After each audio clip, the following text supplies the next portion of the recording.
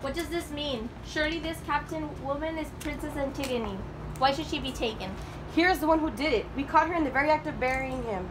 Where's Creon? He was just at home. What has happened?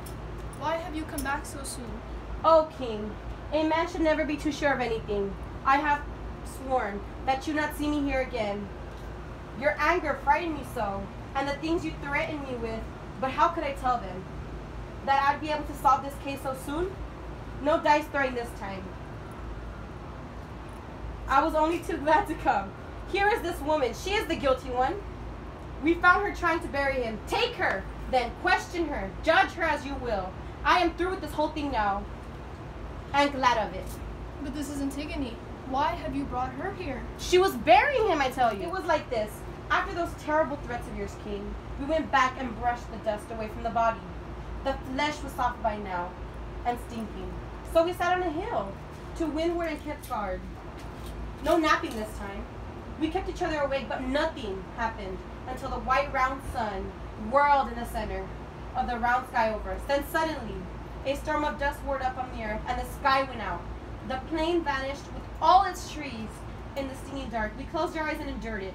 The whirlwind lasted a long time, but it passed. And then we looked, and there was Antigone. I have seen a mother bird come back to a striped nest, heard her crying bitterly, a broken note or two. From the young one stolen just so, when this girl found the bare corpse and all her love's work wasted, she wept and cried on heaven to damn the hands that had done this thing. And then she was brought more dust. A sprinkled wine 3 times for her brother's ghost. We ran and took her at once. She was not afraid. Not even when we charged her with what she had done. She denied nothing. And this was a comfort for me. And so uneasiness for it is a good thing, to escape from death, but it is no great pleasure to bring death to a friend. Yet I always say, there is nothing so comfortable as your own safe skin. And you, Antigone, with your head held hanging, do you confess this thing? I do. I deny nothing. You may go. Tell me briefly, have you heard my proclamation touching this matter? It was public. Could I help hearing it? And yet you dare defy the law? I dared. It was not God's proclamation. That final justice that rules the world below makes no such laws. Your edict was strong, but all your strength is weakness itself against the immortal unrecorded laws of God.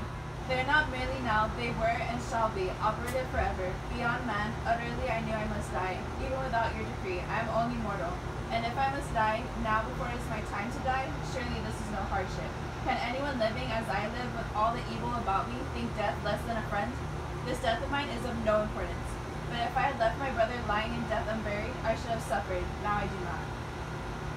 You smile at me?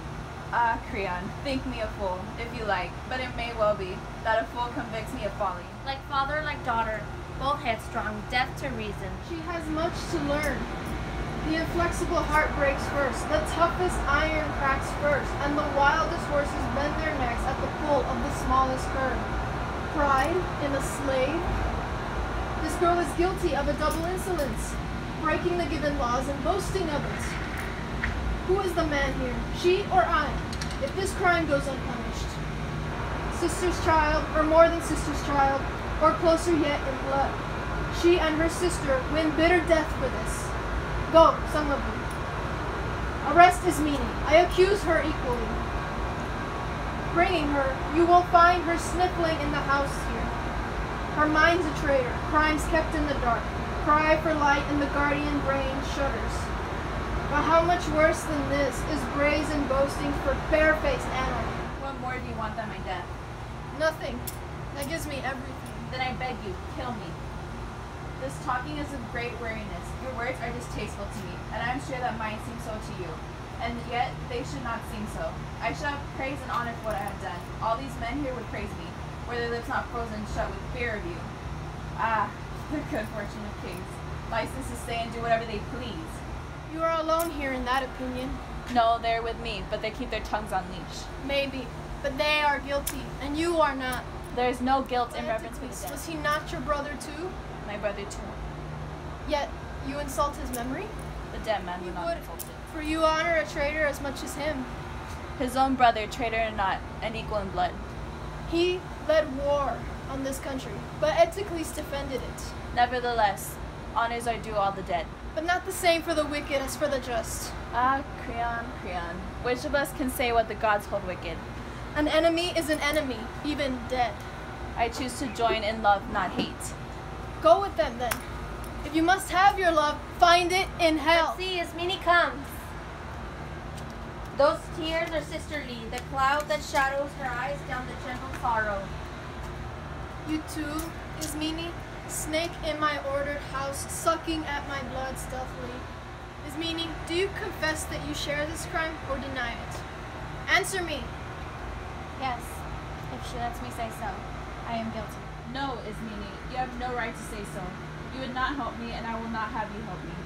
But now I know what you meant, and I am here to share this crime with you.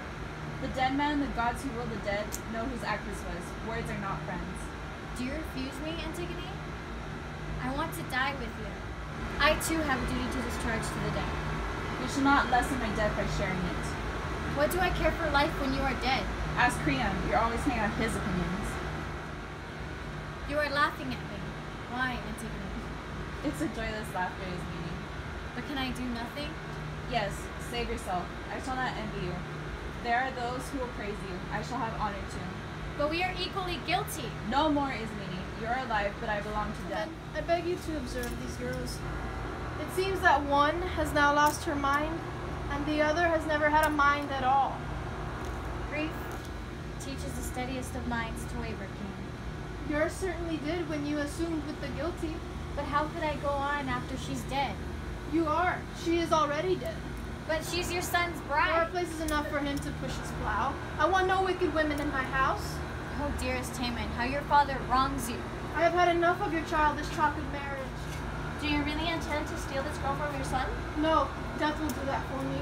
Then she must die. But enough of this talk. You there, take them away and guard them well. Yes, King. For they are but women, and even brave men run when they see death coming.